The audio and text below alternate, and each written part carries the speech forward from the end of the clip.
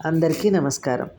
మనం ఈరోజు 39వ దశకం శ్రీమన్నారాయణ నుంచి చదువుకుందామా, పారాయణ చేసుకుందాం.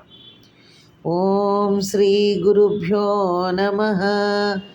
ఓం శ్రీ పరమాత్మనే నమ. గురువాయుపురాధీశం విష్ణుం నారాయణం హరిం వాసుదేవం జగన్నాథం కృష్ణం వందే జగద్గురుం.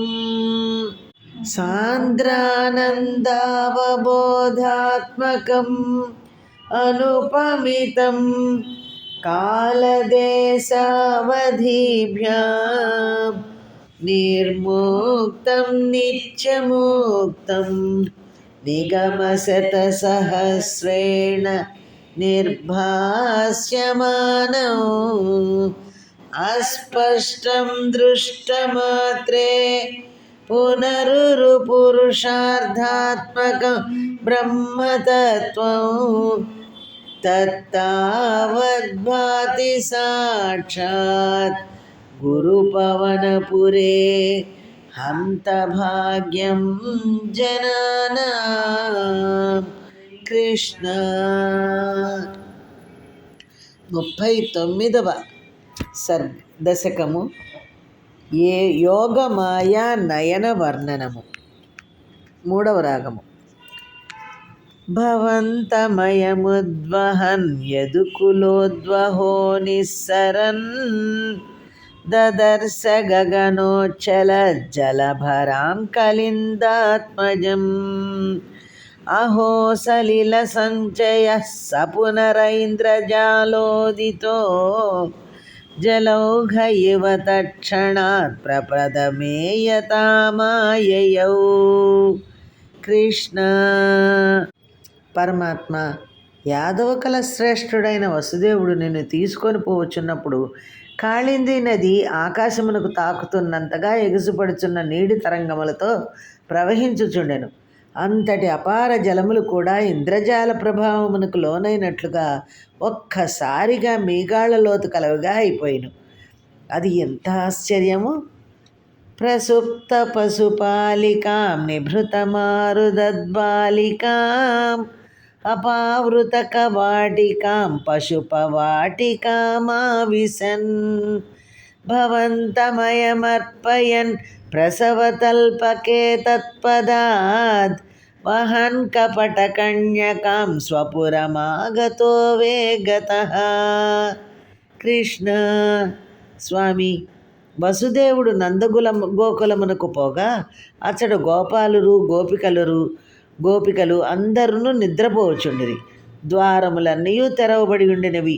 కానీ ఒక బాలిక అనగా యోగమాయ మాత్రము మందస్వరముతో ఏడ్చుచుండెను.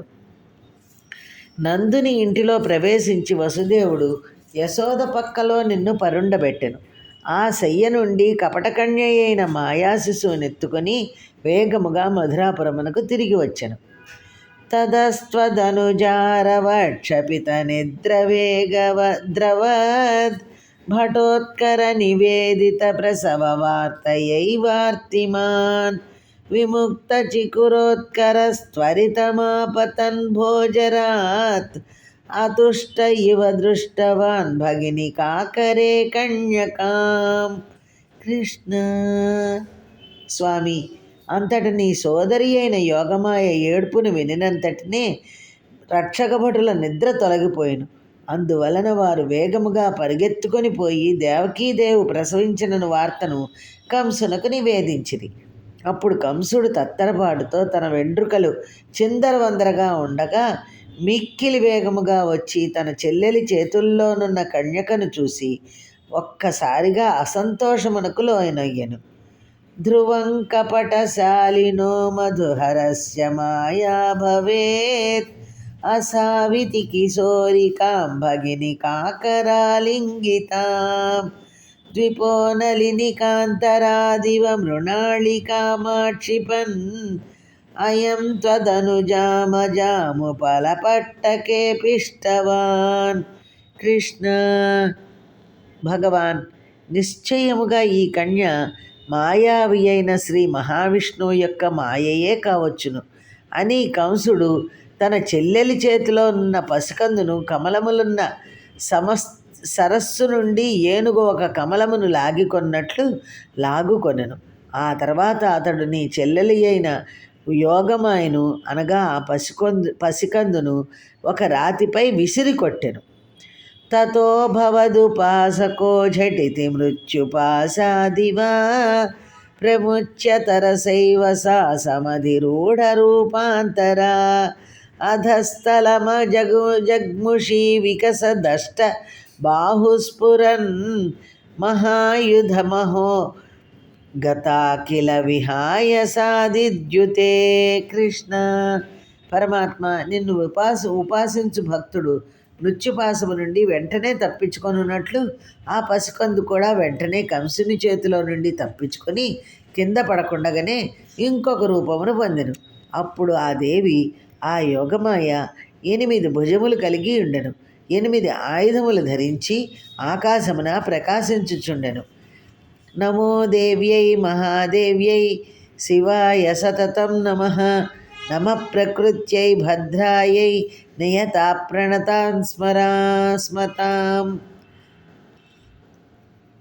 నృశంసతరకంసతే కిము మయా వినిస్పిష్టయా బభూవ భవదంతక క్వచన చింత్యతాం తే హితం ఇతి త్వదనుజా విభో కలముదీర్య తం జగ్ముషీ మరుద్గణపణాయితా భువి చ మందిరాణ్యేయుషీ.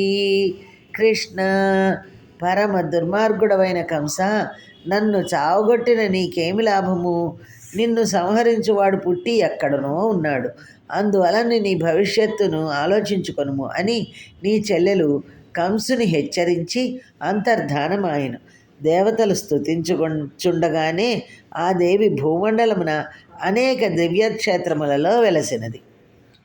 ప్రగే పునరగాత్మజా వచనమీరితా భూభుజ ప్రలంబ బకపూతన ప్రముఖ దానవామానిన భవన్నిధన కామ్యయా జగతి నిర్భయాః కుమారక విమారక కిమివ దుష్కరం నిష్కృపైః. కృష్ణ స్వామి, తెల్లవారిన తర్వాత కంసుడు తన సేవకులందరకును మహామాయ చెప్పిన మాటలు తెలిపెను. అంతటి గర్వోన్మత్తులైన ప్రలంబుడు, బకుడు, పూతన మొదలగు రాక్షసులందరినూ నిన్ను చంపవలనని తలచి చంటి పిల్లలను చంపుచూ లోకమంతయు తిరగసాగిరి. దయలేని వారు చేయని దుష్కృత్యము ఏమి ఉండును? తత పశుపమందిరే త్వయి ముకుందనంద ప్రియా ప్రసూతి శయనే శయే రుదతి కించిదంచపదే విబుధ వనితా జనైస్తనయ సంభవే ఘోషితే ముదా కిము వదామ్యహో సకులమాకులం గోకులం. కృష్ణ ముకుంద, నందగోపుని ఇంట అతని ఇల్లాలైన యశోదాదేవి ప్రక్కలో నీవు కాళ్లను ఇటు అటు కదల్చుచూ ఏడ్చుచుంటివి. అప్పుడు స్త్రీలు లేచి యశోదకు మగపిల్లవాడు పుట్టెనని ప్రకటించిరి. అంతట గోకులమంతయు సంతోషముతో పొంగిపోయినది. అప్పుడు వారు పొందిన ఆనందమును ఎంతని వివరింపగలను? అహో ఖలు యశోదయా నవకలాయ చేతోహరం భవంతమలమంతికే ప్రథమమాపి బంత్యాదృశా పునస్తరభరం నిజం సపది పాయయంత్యాముదా మనోహర తనుస్పృశ భజ జగతి పుణ్యవంతో జితాః. కృష్ణ స్వామి, అప్పుడు యశోదాదేవి నల్ల కలవ మొగ్గవలే మనోహరముగానున్న నిన్ను, నీ రూపమును అతి సమీపము నుండి సంతోషముతో చూచినది. అంతటి నీ సౌందర్యామృతమును ఆమె తన కన్నులడని దోషిళ్లతో జుర్రుకొనినది. వెంటనే తన శిశువునకు పరమానందముతో స్తన్యమునిచ్చినది. అప్పుడు ఆమె ఆ అందమైన చిన్నారి దేహమును పుణకసాగెను. నిజముగా ఆ యశోదామాత భాగ్యమే భాగ్యము. అంతటి అదృష్టము ఎవరికబ్బును? భవత్కుశల కామ్యయా సకలు నందగోపస్తదా प्रमोदभरसङ्कुलो द्विजकुलाय किं नाददात् तथैव पशुपालकः किमु न मङ्गलं ते निरे जगत्त्रितयमङ्गलत्वमिह पाहि मामामयात्.